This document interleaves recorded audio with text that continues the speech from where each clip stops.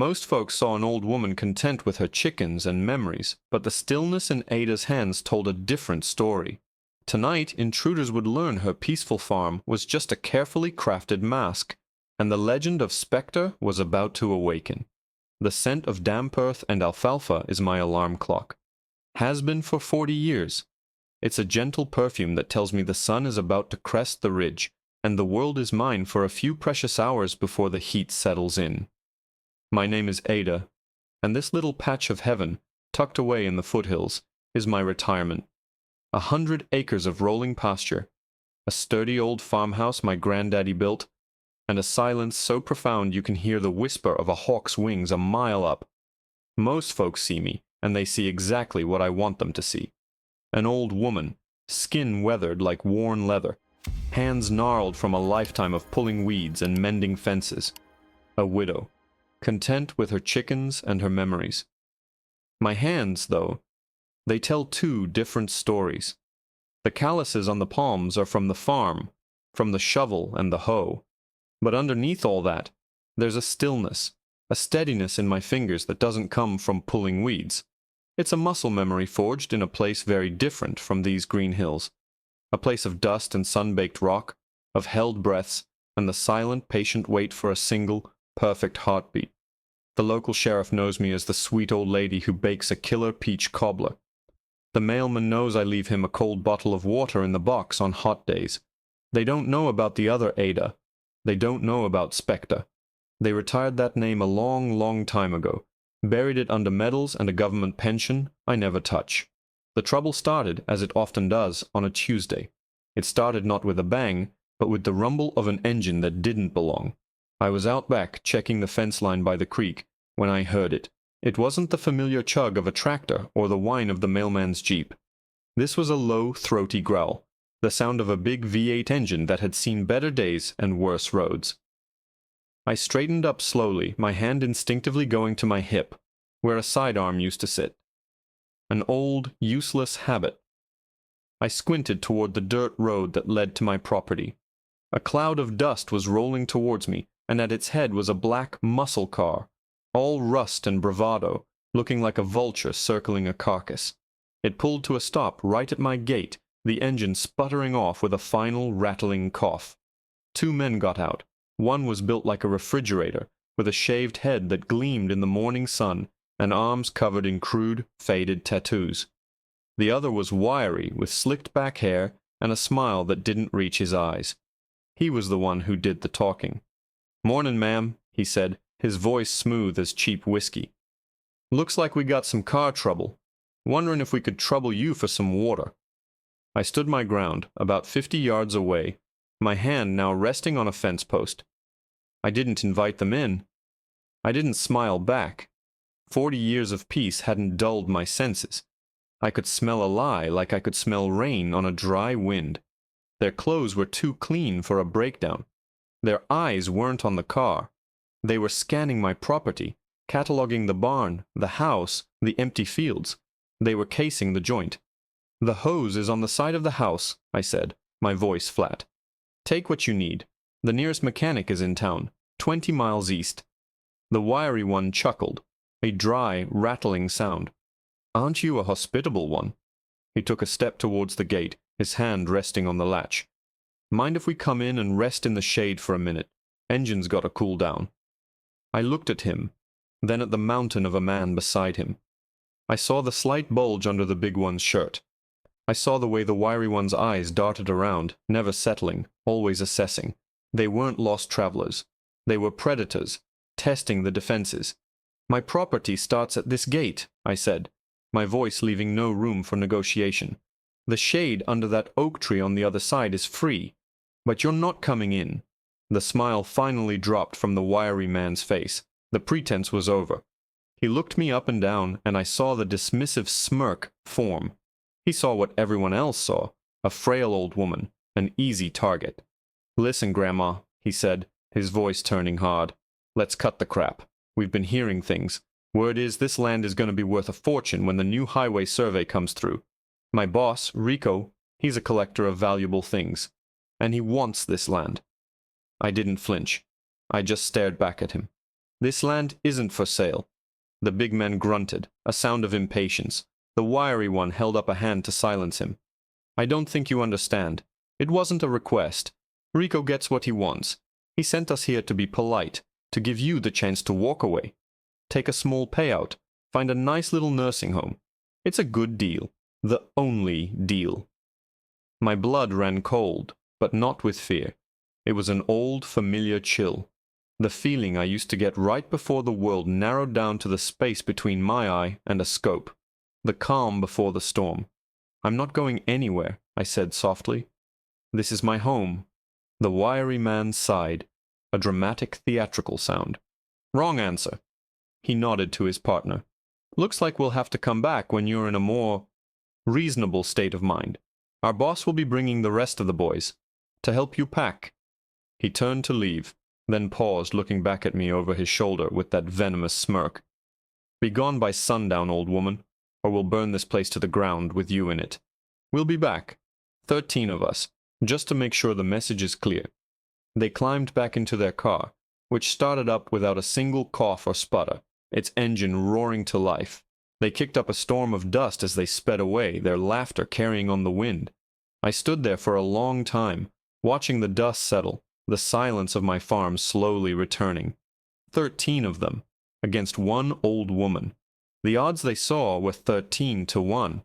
They thought they were the hunters coming to flush out a timid rabbit from its warren. They had no idea they'd just delivered a declaration of war to the wolf at the door. I turned and walked back toward the house, my steps steady and sure. The farmer was gone. Spectre was awake. They saw a quiet, 100-acre farm. I saw a kill zone with pre-calculated fields of fire and 100 perfect hiding spots. They made a fatal miscalculation. They forgot to count me. The old floorboards of the farmhouse groaned under my boots, a familiar, comforting sound. The air inside was still warm, smelling faintly of the lemon polish I used on the furniture and the lingering ghost of coffee from my morning pot. To anyone else, it was a sanctuary of peace. To me, it was now an operations base. Time was a luxury I didn't have.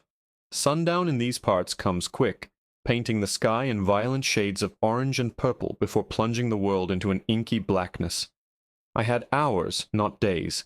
I bypassed the kitchen and living room, my gaze sweeping over the family photos on the mantel, my husband John, his arm around me, both of us young and foolishly happy.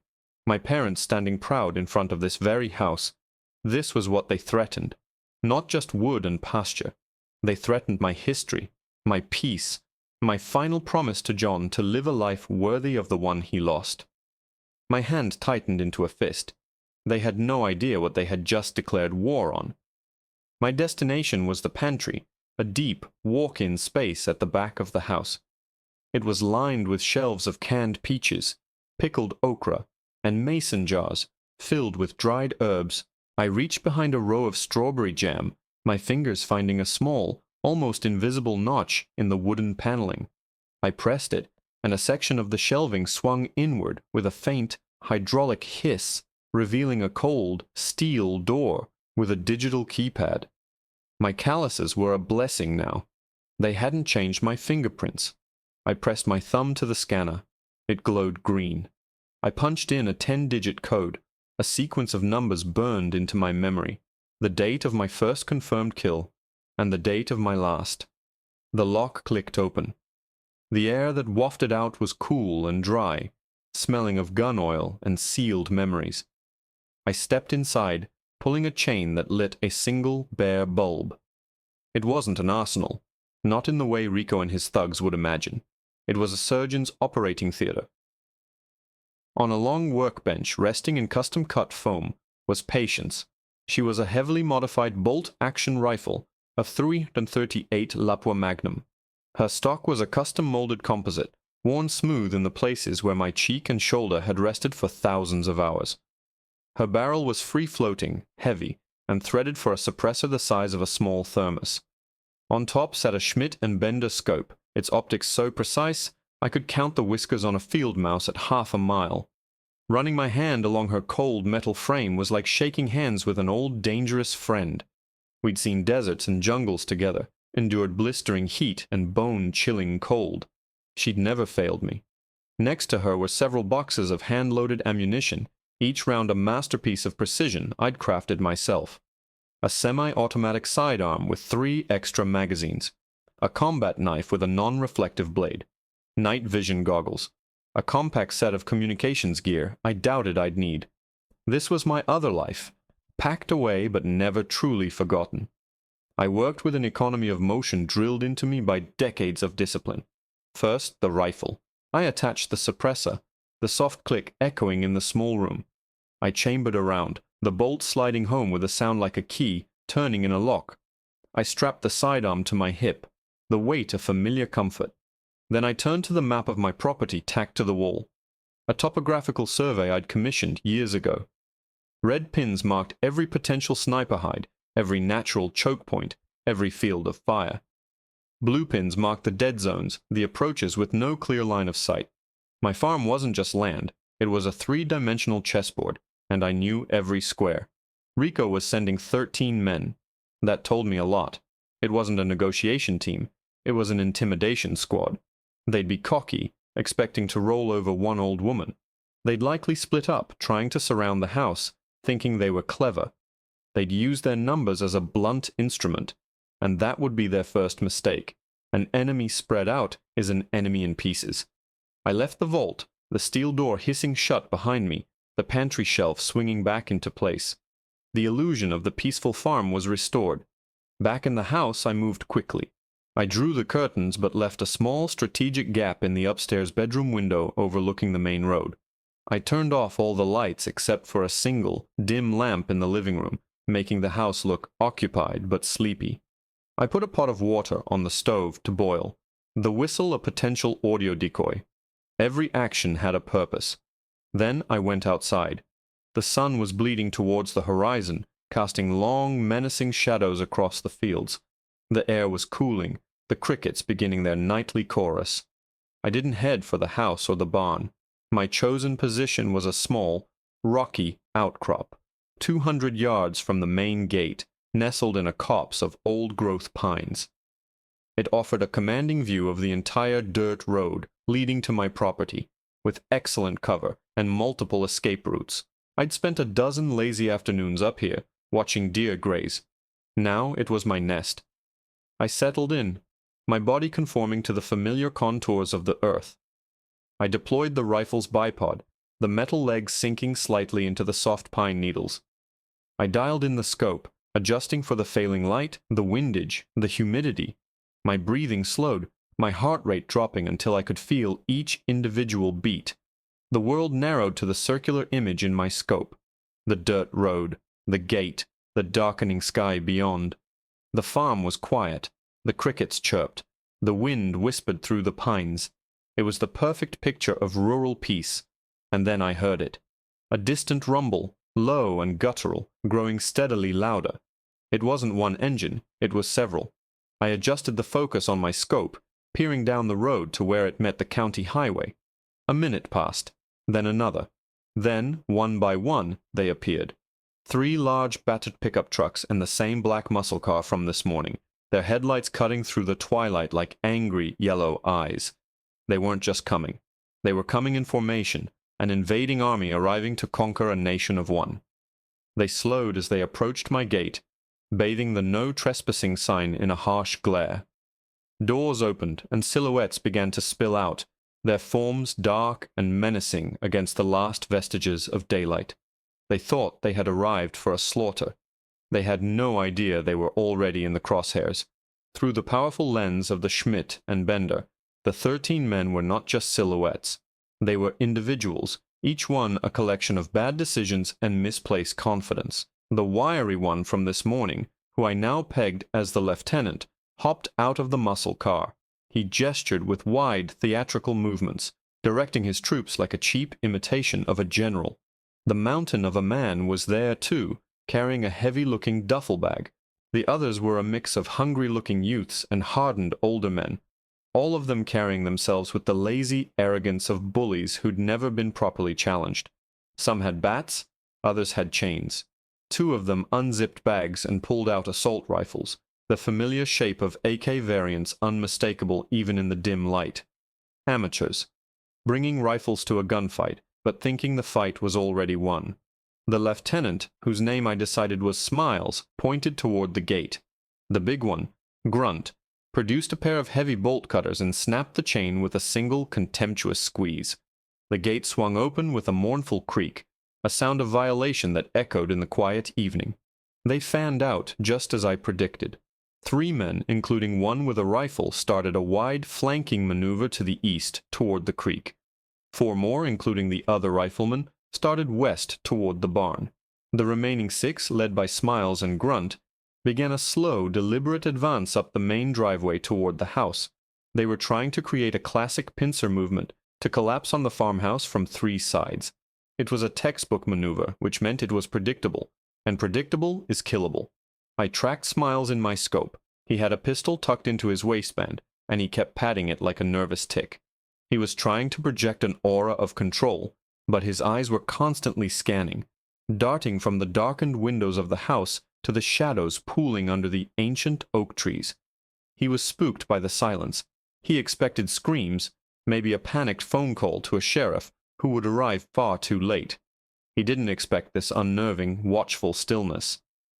My first target wasn't Smiles. You never cut the head off the snake first. You disorient it. You make it bleed from a dozen smaller wounds until it thrashes itself to death. My targets were the ones with the rifles.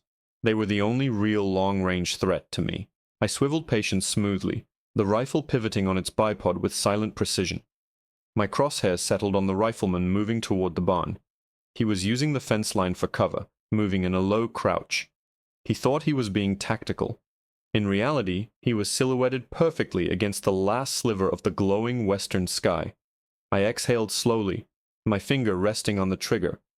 My mantra, the one my long-dead instructor drilled into me, whispered in my mind. Breathe in, breathe out. Find the space between heartbeats. That's where the shot lives. My heart beat once, twice. In the stillness between the second and third beat, I squeezed the trigger. The suppressor did its job magnificently. The rifle bucked against my shoulder, a firm, familiar push. But the sound was not the thunderous crack of a high-powered rifle. It was a deep, guttural cough, a sound that the wind snatched and tore apart before it could travel more than a few yards. Thump whiz. Downrange, 250 yards away, the man by the fence line crumpled. He didn't cry out. He didn't even twitch. One moment he was a person, a threat, and the next he was just a pile of discarded clothes, his rifle clattering against a fence post. None of his companions noticed. They were too focused on the house, on the imaginary old woman cowering inside. 1 down, 12 to go. I immediately shifted my position, crawling back 10 feet into the deeper shadows of the pines. Rule number 1 of snipercraft: never fire twice from the same spot. I acquired my second target, the rifleman on the eastern flank, moving near the creek bed. This was a trickier shot. He was partially obscured by willow trees, the dappled moonlight creating a confusing pattern of light and shadow. But I wasn't looking at the man. I was looking at his shadow. I watched its movement, predicted his path. He stepped into a small clearing for a split second. Breathe in. Breathe out. Find the space.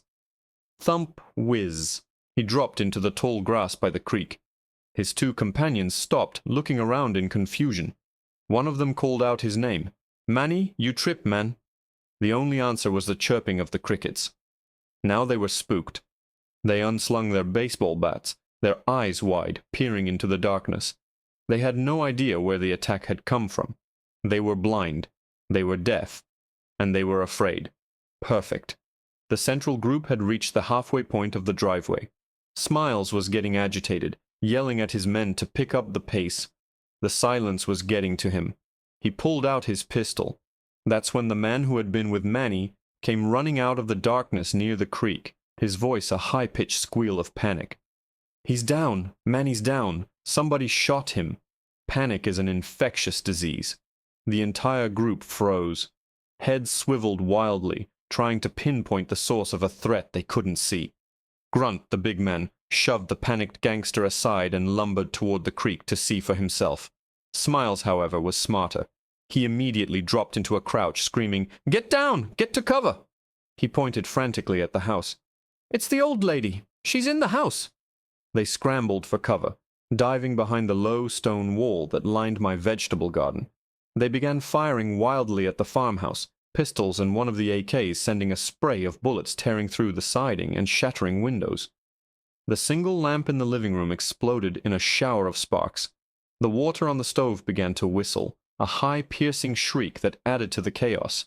They were all focused on the wrong target. They were pouring fire into an empty building while the real threat watched them from the darkness, completely untouched. I smiled grimly.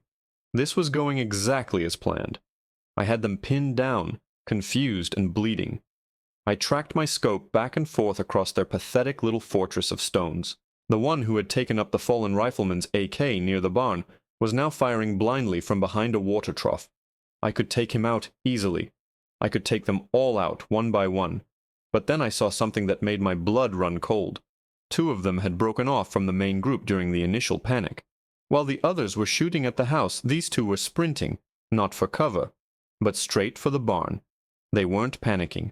They were executing a plan. One of them was carrying a red gas can. They weren't just here to kill me. They were here to burn everything. They kicked open the large barn door and disappeared inside. The barn. My grandfather's barn.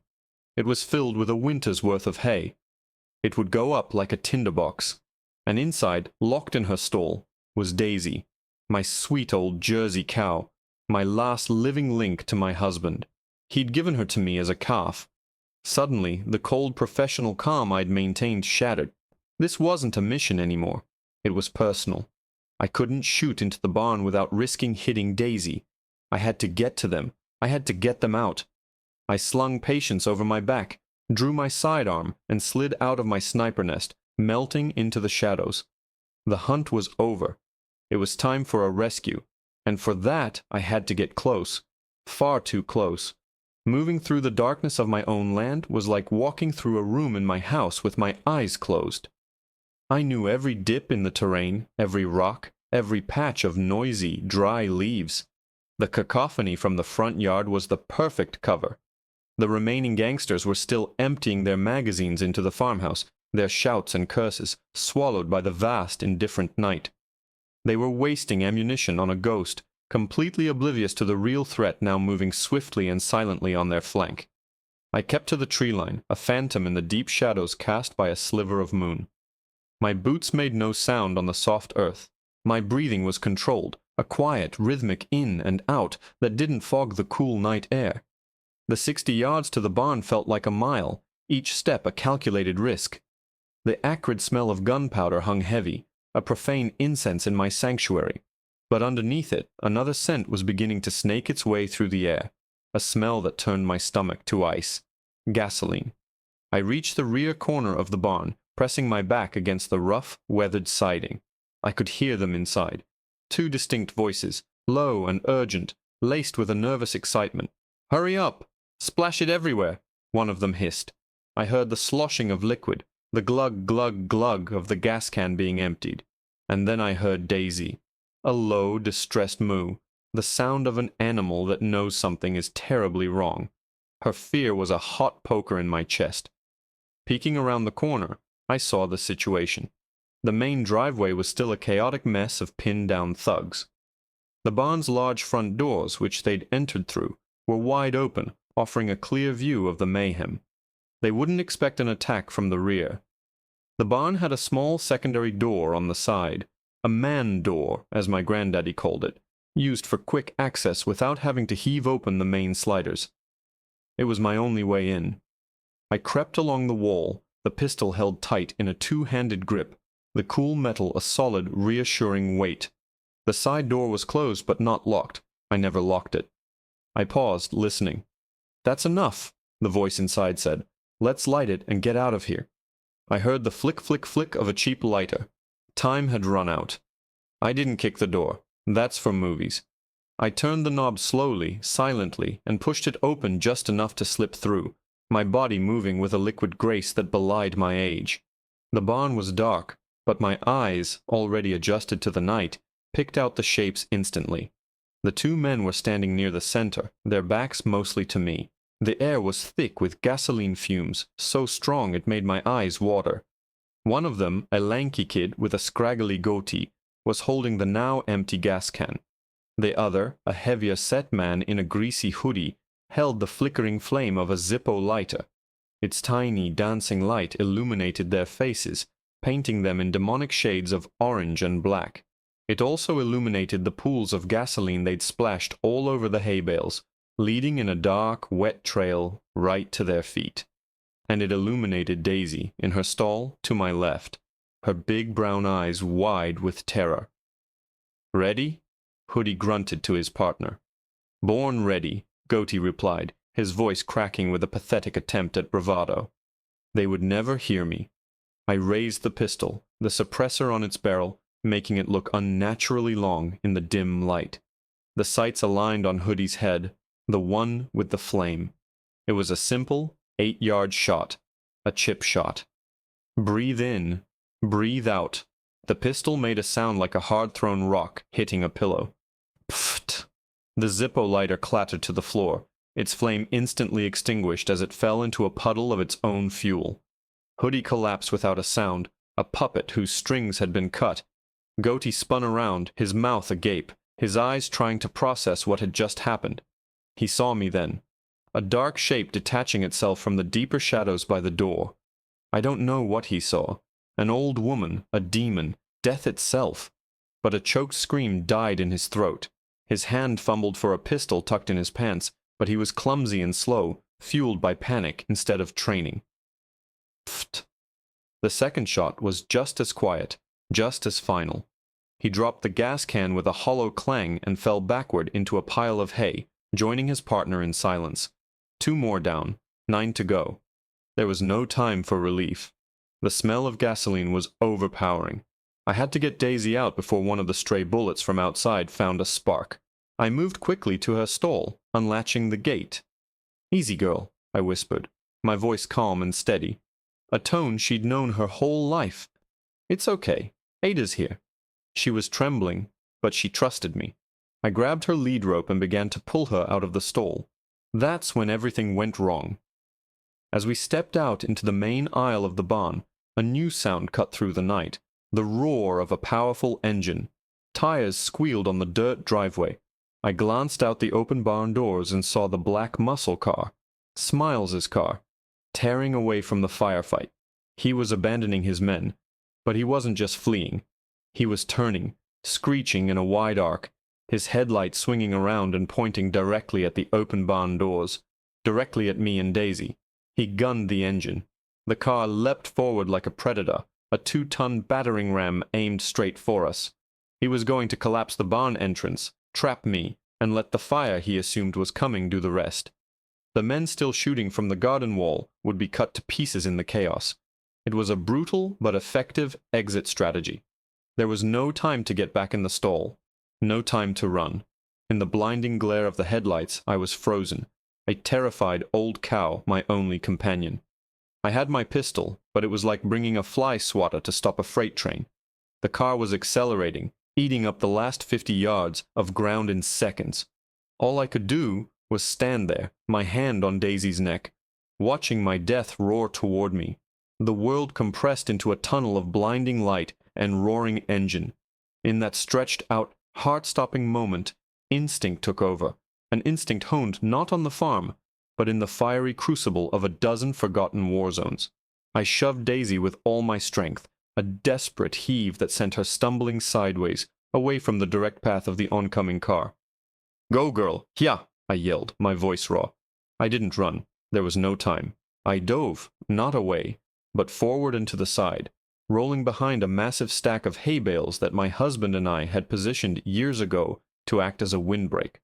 It was a move born of pure muscle memory, a combat roll that screamed in protest at my 70-year-old joints. I landed hard on the packed earth floor, the impact jarring my bones, my pistol still clutched tightly in my hand. A fraction of a second later, the car hit. The impact was apocalyptic. The sound was a deafening shriek of tortured metal and splintering wood as the front end of the muscle car obliterated the barn's main support beam. Ancient timbers, thick as a man's torso, snapped like twigs. The whole structure groaned in protest, a dying beast's final lament. The car, its momentum spent, accordioned into a mangled wreck, half in the barn and half out. The headlights died with a final pathetic flicker, plunging the scene back into a disorienting darkness, now filled with the sound of settling debris and the hiss of a ruptured radiator. For a moment, there was a stunned silence from the men outside. Their own leader had just tried to bury them along with me. The shooting stopped. The only sounds were the creaking of the wounded barn and my own ragged breathing. I pushed myself up, a sharp pain lancing through my left shoulder from the fall. A quick check. No broken bones, just a deep, angry bruise already forming. Daisy was at the far end of the barn, spooked but unharmed, thank God. The driver's side door of the wrecked car was wrenched open with a groan. Smiles stumbled out, dazed, a dark trickle of blood running from his hairline. He held his pistol in his hand, waving it around wildly in the darkness. "Did we get her?" he rasped, his voice shaky. "Is the old bitch dead?" His men, who had been using the garden wall for cover, now stood up, their figures silhouetted against the night sky. They looked from the wrecked car to the teetering barn, their faces a mixture of confusion and dawning betrayal. "Boss, what the hell?" one of them shouted. Smiles ignored them. He took a staggering step further into the barn, his eyes trying to pierce the gloom. "I know you're in here, you old hag. I'm gonna finish this myself." He was a wounded animal, cornered and lashing out, and he was standing right in the middle of the gasoline-soaked hay. From my position behind the bales, I had a perfect line of sight, but I didn't raise my pistol. Killing him now would be too easy, too quick. This man had threatened my home, tried to kill my Daisy, and betrayed his own men. He deserved a different kind of lesson. A lesson in fear. "Looking for me?" I called out, my voice calm and low, seeming to come from the very shadows themselves. Smiles jumped, startled, and spun in a circle. "Where are you? Show yourself." "You came to my home," I continued, my voice echoing slightly in the cavernous, damaged barn. "You brought 13 men to scare one old woman. Now 9 of you are left. Your math is getting worse."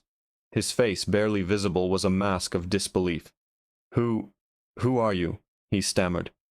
"I'm the woman who's going to teach you that some graves you just don't go digging," I said. I shifted my position slightly, letting a sliver of moonlight from a hole in the roof catch the barrel of my pistol. A tiny silver glint in the darkness. It was all he needed to see. He fired, a wild, panicked shot that went wide, splintering a beam high above my head. The muzzle flash, brief as it was, illuminated a crucial detail. In his fall, he dropped his Zippo. It lay on the floor not 5 feet from him, nestled in the gasoline-soaked dirt. The shot had a galvanizing effect on the men outside. This was no longer a fight against a ghost in a house. This was their boss, cornered by something in the barn. They started moving forward, cautiously at first, then with more confidence, fanning out to surround the barn. They still thought their numbers gave them the advantage. They thought they were the hunters, closing in for the kill. Grunt, the big one, took the lead, a massive shotgun now in his hands. "We're coming, boss. We'll flush her out." I was trapped. 8 men were now converging on the barn, their weapons ready. Smiles was inside, a desperate man with a pistol, and the entire place was a bomb waiting for a spark. I could take Smiles out now, but that would leave me facing the other 8, who were now alert and closing in. My element of surprise was gone. I was in the kill box. "Light it up," Smiles screamed, a mad, desperate edge to his voice. He seemed to have forgotten he'd dropped his lighter. "Burn the whole damn thing down." One of the men outside, a scrawny kid near the wrecked car, heard him. He fumbled in his pocket and produced his own lighter. He flicked it on, the small flame a beacon of imminent disaster. He took a step toward a trail of gasoline leaking from the car's ruptured tank, his intention clear. I had seconds. I could shoot Smiles. I could shoot the kid with the lighter. I couldn't shoot them both at once. Daisy let out another panicked moo from the back of the barn. The kid leaned down, the flame getting closer and closer to the gasoline. It was an impossible choice. Save myself or stop the fire. I raised my pistol, the sights wavering for a fraction of a second between the man in front of me and the one outside. And then, from the darkness behind me, a new voice spoke, deep and resonant. "Drop the lighter. Now." The kid froze, his hand trembling. Everyone froze. The voice hadn't come from me. It came from the loft, high above the barn floor. I looked up, my heart pounding, and saw a silhouette standing against the shattered roof, a long rifle held steady in its hands. It wasn't one of the gangsters. The figure was too steady, too calm. He was a professional. But who was he? Friend or foe? My carefully controlled chessboard had just been overturned by a new, unknown player, and I had no idea whose side he was on. The silence that fell over the barnyard was absolute. It was heavier and more profound than the quiet before the attack. Even the crickets seemed to be holding their breath. All eyes mine, Smiles, the gangsters outside, snapped upward to the loft. The figure was perfectly still, a spectre outlined by the faint moonlight filtering through the broken roof. He hadn't shouted. His voice was a calm, controlled baritone that carried with an authority that years of cheap thuggery could never replicate. It was the voice of a man who was used to being obeyed without question. The kid with the lighter, frozen in a half-crouch, began to tremble violently. The small flame of his bic danced, threatening to drop onto the iridescent sheen of gasoline at his feet. "I said," the voice from the loft repeated, each word a chip of ice, "drop it." This time a tiny red dot of light appeared, painting a perfect circle on the back of the kid's hand. A laser sight. The kid yelped as if he'd been burned and scrambled backward, dropping the lighter, which thankfully fell on a patch of dry dirt. Smiles, still inside the barn with me, spun around, his pistol aimed wildly up at the loft. "Who the hell is that? Are you with her?" he shrieked, his voice cracking. He was coming apart, his fantasy of control shattered by an old woman, and now a mystery man. The figure in the loft didn't answer him. Instead, his voice addressed the rest of the gang, who were standing like statues in the driveway. "You have 30 seconds to get in your vehicles and leave. Anyone still on this property when I count to 0 will be considered a hostile combatant. 1. The voice was methodical, emotionless, like a machine. Grunt, the big man with the shotgun, seemed to recover first. He was big, but he wasn't stupid. He'd seen 4 of his men drop without a sound. His boss had tried to kill him, and now a professional with a laser-sighted rifle was giving them orders from an untouchable position. He made a quick calculation and decided his paycheck wasn't worth it. "You heard him! Let's go!" Grunt bellowed, turning and lumbering toward one of the remaining trucks. His authority, born of sheer size, was more effective than Smiles's had ever been. "This job's a bust." 10. The voice from the loft continued, ignoring the scramble that had just begun. He wasn't negotiating. He was dictating terms. The remaining gangsters didn't need any more convincing. They turned and ran, piling into the 2 pickup trucks. One of them, in his haste, nearly got left behind, clinging to the side as the truck fishtailed in the dirt, spraying gravel. Smiles watched his crew abandon him, his face a canvas of disbelief and fury. "Cowards! Get back here! I'm your boss!" he screamed after them, but his words were lost in the roar of their engines as they sped down the driveway and disappeared into the night. He was alone, stranded, trapped between me in the shadows and the man in the loft. 20, the voice announced, the red laser dot now shifting from the spot where the kid had been and coming to rest squarely in the center of Smiles's chest. Smiles gasped, his eyes wide with terror. He looked from the red dot on his shirt, up to the dark figure in the loft, and then into the shadows where I was hidden. He was surrounded by ghosts. His bravado finally completely evaporated, replaced by a primal, whimpering fear. He dropped his pistol as if it were red hot. It landed with a soft thud in the hay. He raised his hands high above his head. Don't shoot, I give up, I surrender," he squealed. 30. The figure in the loft didn't fire. The countdown was a psychological tool, not a promise of execution. The laser dot remained fixed on Smiles's chest, pinning him in place. I emerged from behind the hay bales, my own pistol still leveled at him. His eyes darted toward me, raw terror swimming in them. He had finally seen the wolf, and it was an old woman. As I stepped forward, the man in the loft finally moved, With a grace that was startling for his size, he swung his legs over the edge and dropped the 15 feet to the barn floor, landing as softly as a cat. He rose to his full height, and I got my first clear look at him.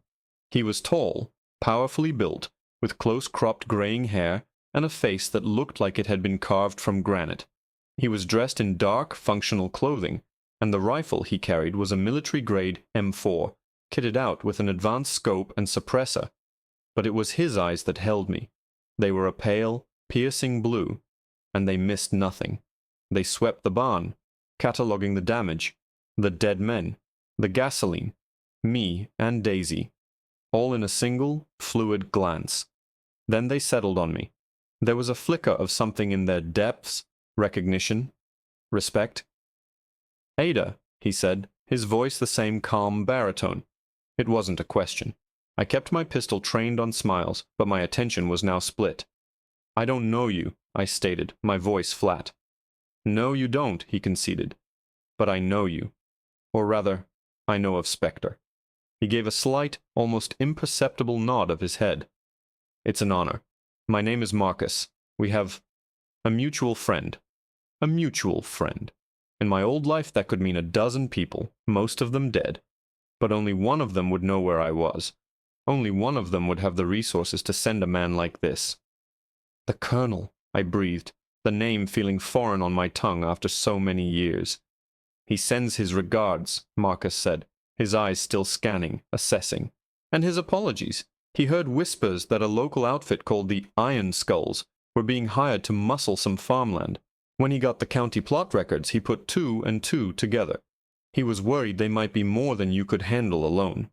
He looked at the 2 dead men on the floor in the wrecked car. It appears his concern was misplaced. Before I could process this impossible intrusion of my past into my present, a new sound reached us. A high-pitched electronic beeping coming from the front of the barn. It was faint at first, then grew steadily in volume and frequency. Beep! Beep! Beep! Beep! Beep! Beep! Marcus's eyes narrowed. He looked at the mangled front of the muscle car. I followed his gaze. Tucked under the dashboard, now visible through the shattered windshield, was a small device with a blinking red light. It was a bomb. Not a big one. Probably a simple pipe bomb rigged to the ignition, but more than enough to ignite the gasoline-soaked barn and bring the whole unstable structure down on top of us. Smiles hadn't just been trying to ram the barn. It was a plan B, a suicide run. He was meant to be the delivery system. The beeping was getting faster. Beep, beep, beep, beep, beep. "He rigged the car," Marcus said, his calm finally breaking, a sharp edge of urgency in his voice. "We have to go. Now!" He grabbed a stunned Smiles by the collar and started dragging him toward the back of the barn. "Ada, move!" he yelled at me. But I wasn't looking at him. I was looking at Daisy. She was terrified, frozen in the corner, her eyes rolling. She wouldn't move. I couldn't leave her. I ran to her, grabbing her rope, pulling with all my might. "Come on, girl, please." The beeping was a frantic, continuous shriek now. We were out of time. Marcus was already at the back wall, kicking at the boards, trying to make an exit. But I knew it wouldn't be fast enough. We were going to be burned alive or crushed to death, and it was all my fault for not leaving my sweet, innocent cow behind. The high-pitched, continuous shriek of the bomb's timer was a physical thing, a needle of sound boring directly into my brain. Panic, cold and sharp, tried to claw its way up my throat, but I forced it down. Panic was a luxury. It got you killed. Marcus was heaving his shoulder against the rear wall of the barn, the old wood groaning but refusing to give way. Smiles was a blubbering mess on the floor beside him, completely useless. And Daisy, my sweet Daisy, was paralyzed with fear, her legs locked, her weight an immovable anchor.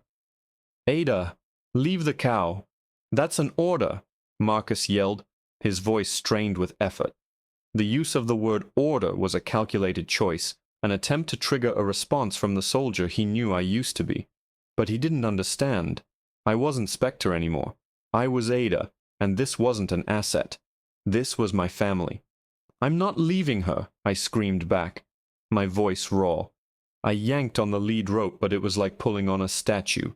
Her big brown eyes were locked on me, full of terror and trust, and I was failing her. The shriek of the timer stopped. In its place was a profound, deafening silence, the kind of silence that precedes a thunderclap. We all froze. 1 second, 2 seconds. My mind flashed to an image of my husband, John, his smiling face the day he brought Daisy home in the back of his pickup, a tiny calf with wobbly legs. "I'm sorry, John." Then, instead of an explosion, a new sound, a metallic click, followed by a calm, female computerized voice emanating from the wrecked car. "Detonation sequence disarmed, system powering down."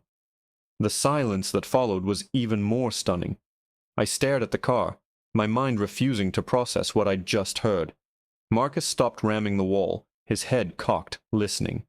Even Smiles stopped blubbering, his tear-streaked face a mask of confusion. "What was that?" I whispered, my voice hoarse. Marcus pushed himself off the wall, his professional calm returning instantly. He slowly walked toward the mangled car, his M4 held at the ready, his movements fluid and cautious. He peered through the shattered windshield at the dashboard. "The hell," he muttered. He reached a hand through the broken glass and retrieved the device. It wasn't a crude pipe bomb. It was a sophisticated piece of electronics with a keypad, a small LCD screen, and a complex wiring harness. It looked military-grade. "This isn't a gangland special," he said, turning it over in his hand. "This is professional." And it was just disarmed, remotely. As the words left his mouth, a new set of headlights pierced the darkness of the driveway. Not the wild, chaotic beams of the gangsters' trucks, but the steady, powerful LEDs of a modern vehicle. A sleek, black SUV, the kind favored by government agencies, rolled silently up the driveway and came to a stop next to the wreckage. It was so quiet I hadn't even heard it approach. The driver's side door opened and a figure stepped out. A woman. She was tall and slim, dressed in a sharply tailored black pantsuit that seemed utterly out of place on my dusty farm. She had dark hair pulled back in a severe bun, and a face that was all sharp angles and intelligent, watchful eyes. She moved with an unnerving poise, her heels crunching softly on the gravel as she walked toward the barn, her gaze sweeping over the scene of carnage with a detached, almost bored expression.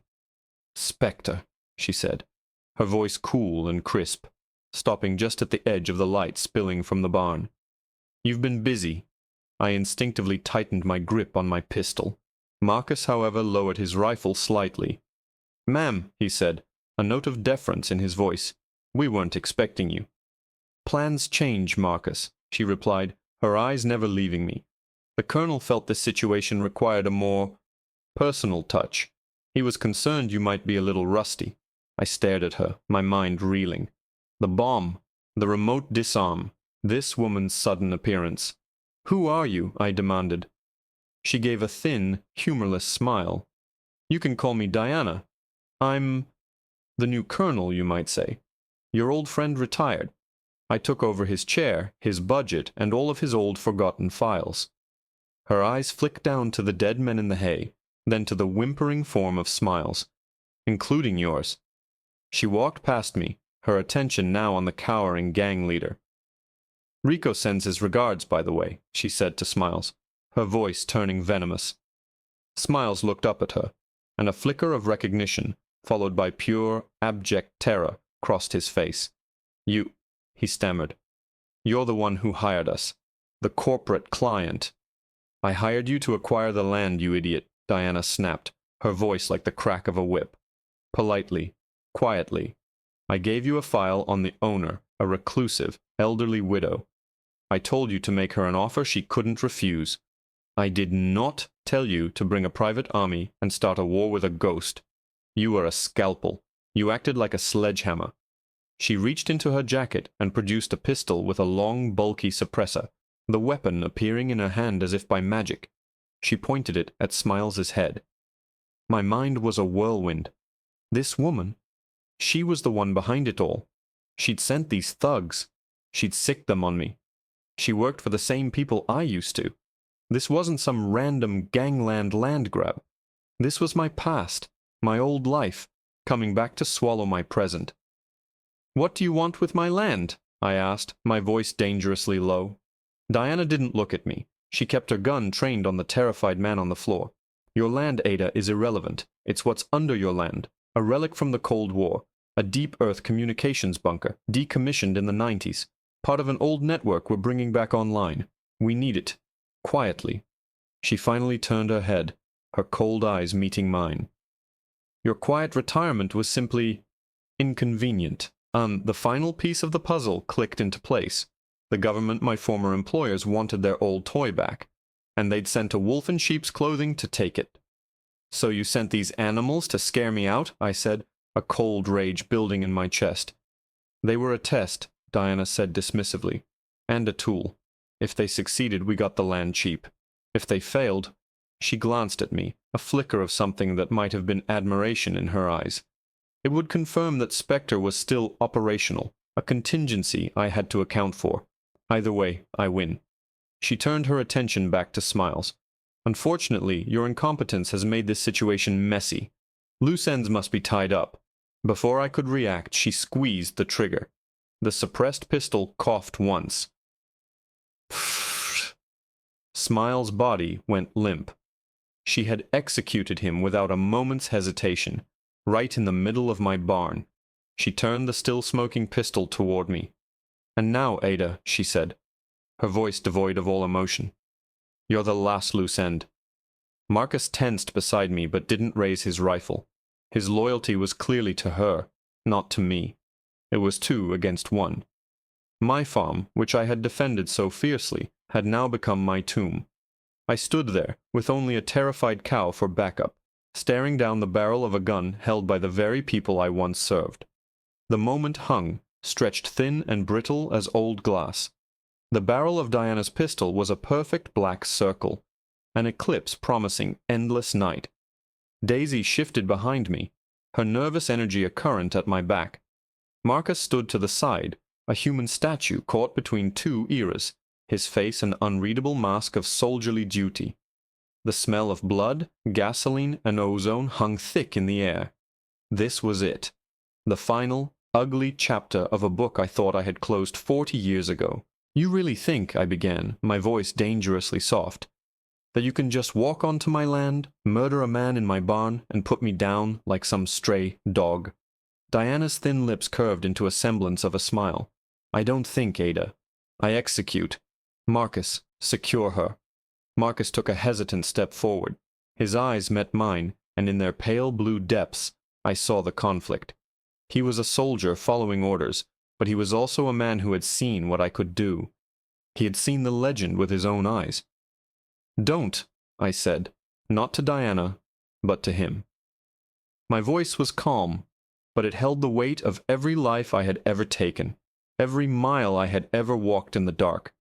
"Don't take another step." He paused. In that pause, the world shifted. Diana's mistake was the same one Smiles had made. She saw an old woman. She saw a single pistol. She saw a problem to be eliminated. She didn't see the chessboard. "You're right about one thing, Diana," I said, slowly lowering my pistol and placing it on a hay bale beside me.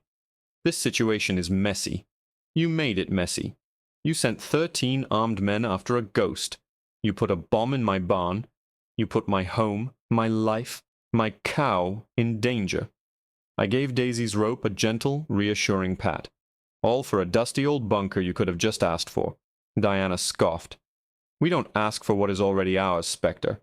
"That name is dead," I snapped, my voice cracking like a whip. "My name is Ada, and you're standing on my property, which means you're playing by my rules." With a flick of my wrist, I snatched a small, greasy rag off the hay bale and tossed it. It wasn't a weapon. It was a signal. It landed in the middle of the barn floor, right in the largest puddle of gasoline. As it hit, a tiny, almost invisible wire, thinner than a spider's thread, was pulled taut. It was a tripwire I'd set up as a last resort when I first entered the barn, running from the bale to an old lantern hanging from a rafter. A lantern I'd made sure had a fresh flint and a full reservoir of oil before the sun went down. The wire tripped the flint striker. A single, brilliant spark flared in the darkness overhead. It fell like a dying star. a tiny speck of light dropping into the heart of the gasoline-soaked hay. The world erupted in a silent, blossoming flower of fire. The gasoline ignited with a deep whoosh, a wave of flame and heat that rolled across the barn floor with astonishing speed. Diana cried out in shock, stumbling backward, shielding her face from the sudden, intense heat. Marcus reacted instantly, grabbing her and pulling her toward the wrecked car, away from the main path of the inferno. The fire was my cover. It was my chaos. In that split second of confusion, I wasn't an old woman anymore. I was Spectre. I grabbed Daisy's rope. "Now, girl," I yelled, and this time, with the fire at her heels, she moved. We plunged not toward the back of the barn, but to the side, toward her own stall. There was a section of the wall I had rigged years ago, a breakaway panel disguised as a solid wall, designed for exactly this kind of emergency fire escape for my livestock.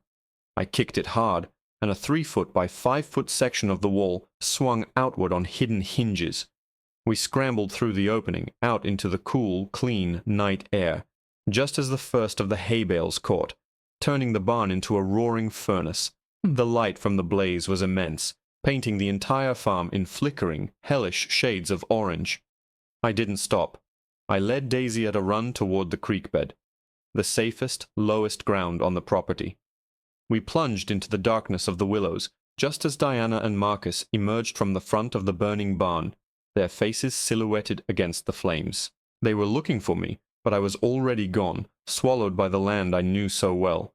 I settled into the creek bed, my back against the cool, damp earth, Daisy breathing heavily beside me. I pulled Patience, my rifle, from my back.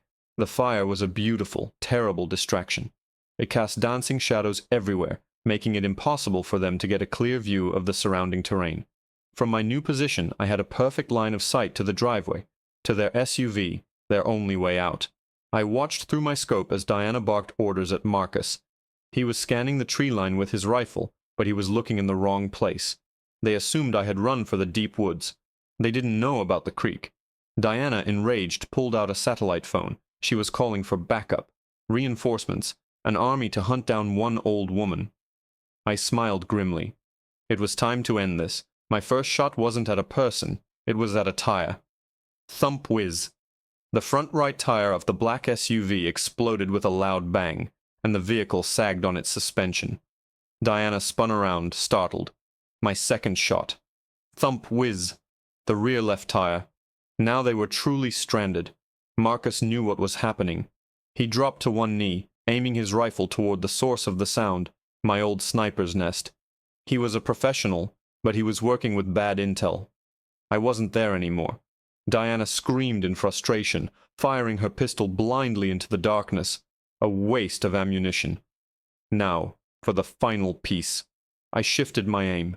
My crosshairs settled not on Diana, not on Marcus, but on the satellite phone in Diana's hand. It was an impossible shot for most. A tiny target, over 200 yards away, in flickering light. But for me, it was just another Tuesday. Breathe in, breathe out, find the space. Thump, whiz. The phone exploded in Diana's hand, a shower of plastic and electronics. She cried out, dropping the shattered remains. She stared at her hand, then out into the darkness, a look of utter disbelief on her face. She had been surgically, systematically disarmed and disabled. Her weapon was gone, her transport was gone, her communications were gone. She was trapped on my land, with no one coming to save her. I let them sit in that reality for a full minute, the roar of the burning barn the only sound. Then I picked up the small, encrypted radio I had taken from my vault. It was ancient, but it worked on a closed frequency. I knew the colonel, the real colonel, still monitored out of habit. I keyed the mic. "Spectre to Watchtower," I said, my voice steady. "Come in, Watchtower." Static. Then a voice, old and gravelly, full of sleep and surprise. "Spectre? Ada, is that you?" "It's me, Colonel," I said, a warmth spreading through my chest at the sound of his voice. "I've got a situation here. It seems one of your replacements got her leash tangled. She's stranded a Black Ops team on my property after a failed hostile acquisition. They've destroyed my barn. I'd consider it a personal favor if you'd send a cleanup crew. An unofficial one. There was a long pause on the other end, then a deep chuckle. I knew they shouldn't have poked the bear. Stand by, Ada. I'll make the call. The cavalry is on its way. And tell that little viper Diana that her career is over. Messing with my people has consequences. Will do, Colonel, I said, a real smile touching my lips for the first time all night. Spectre, out. I watched through the scope as Marcus's earpiece crackled to life. He listened intently, his shoulders slumping slightly. He said something to Diana. She shook her head, her face a mask of cold fury. She had lost, completely and utterly. She was no longer a hunter, she was just a trespasser, waiting to be collected. I lowered my rifle. The immediate threat was over. My granddaddy's barn was gone, a mountain of glowing embers against the star-filled sky, but the house was still standing. Daisy was safe, and the land, my land, was still mine. They had come with 13 men, with guns and fire and a bomb, to take my home, and all they had managed to do was remind me of who I really was. As the first hint of dawn began to soften the eastern sky, I gave Daisy one last pat and started the slow walk back to the house. There was a fence to mend, a sheriff to call with a wild story about lightning striking the barn, and a fresh pot of coffee to be made. My retirement was going to be a little less quiet from now on. And that was just fine. The wolf was awake and she was home.